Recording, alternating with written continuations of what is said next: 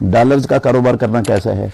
भाई कोई भी करेंसी हो, करेंसी के कारोबार से मुसलमान को बचना चाहिए, परहेज़ करना चाहिए, क्योंकि करेंसी जो है ना हकीकत में ये बज़ाते ख़ुद कोई जिनस नहीं होती, इसके पीछे सोना चांदी होता है। और सोने चांदी की जब आपस में बै की जाती है ना, उसके लिए सूद से बचने के लिए शर्त है कि वो नगदो नगद हो और बराबर बराबर हो, जबकि करेंसी बराबर बराबर होती नहीं, इसलिए ये सूद के ज़ुमरे में आती है। और मुसलमान को हद्दुल वुसअत इस कारोबार में पढ़ने से बचना चाहिए। सिर्फ मजबूरी की हद तक अगर वो जाता है किसी दूसरे मुल्क में और उसको मजबूरन करेंसी चेंज करवानी पड़ती है तो करवा ले।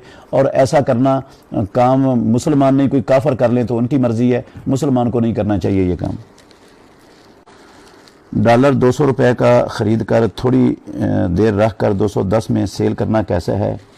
ठीक नहीं है। मैंने पहले भी वजाहत की है कि करेंसी के कारोबार से मुसलमान को बचना चाहिए, क्योंकि करेंसी बजाते ख़ुद कोई जिनस नहीं होती, ये रसीदें होती हैं सोने और चांदी की।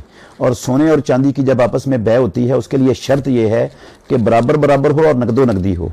तो ये बराबर बराबर तो होती नहीं है। अगर बराबर बराबर ना हो तो इमामुल अंबिया ने कहा यह सूद है, और सूद इस्लाम के अंदर हराम है।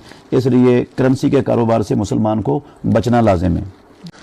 करेंसी चेंज करवाते वक्त मार्केट में जायद रेट लेना देना कैसा है?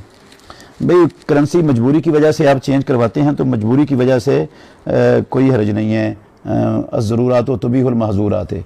लेकिन मैंने कहा करेंसी चेंज का कारोबार करना ये दुरुस्त नहीं है, इसको कारोबार बनाना मुसलमान के लिए दुरुस्त नहीं है, क्योंकि इसमें सूद आ जाता है लाजमी तौर पर।